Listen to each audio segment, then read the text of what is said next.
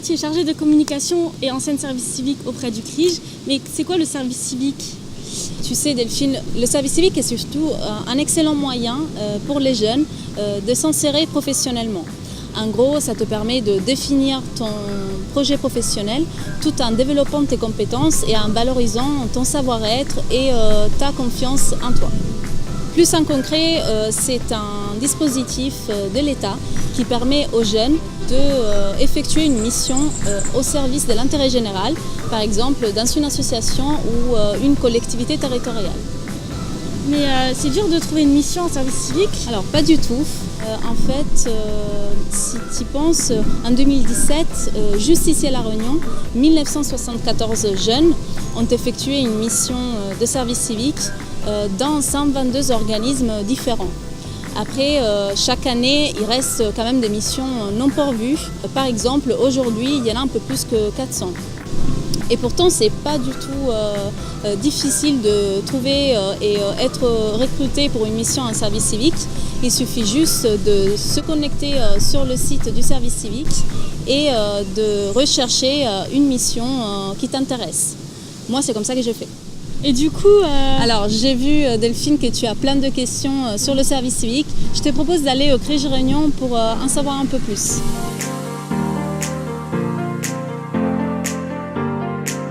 C'est juste ici. Je te laisse avec Michael et nous on se voit tout à l'heure. Voilà, tout à l'heure alors. Bonjour les filles. Donc Michael, tu es directeur au CRIJ Réunion et vous recrutez souvent des services civiques pour des missions très variées.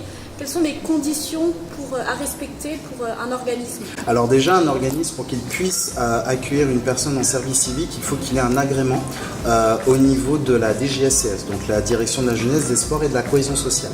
Par rapport à cet agrément, il doit respecter en fait les thématiques pour lesquelles il a déposé en fait des missions de service civique et qui respecte également la durée qui est de mission, qui est entre 6 et 12 mois.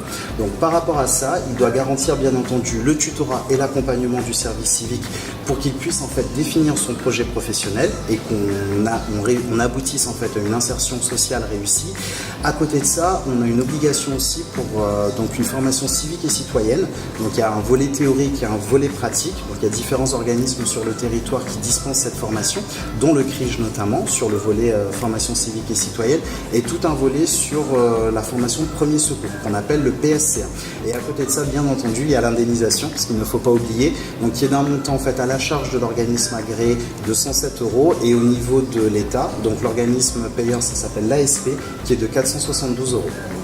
Et un jeune qui souhaite s'engager en service civique a-t-il des obligations à respecter? Alors pour le jeune, il n'y en a pas tant que ça en fait. Il faut juste qu'il soit âgé entre 16 et 25 ans. Donc l'âge est porté à 30 ans pour les personnes qui sont en situation de handicap. Et à côté de ça, en fait, il faut juste qu'il se rende disponible pour la durée de sa mission, à savoir qu'au minimum, en fait, la mission est de 24 heures par semaine.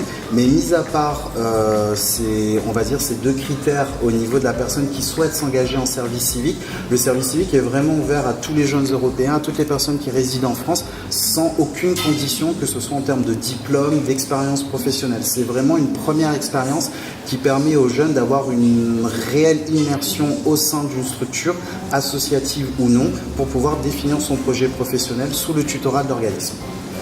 Ok, super Michael, merci pour ces informations. Merci à toi Delphine. Ok, du coup tu disais que le service civique ça développe la confiance en soi, mais comment c'est possible?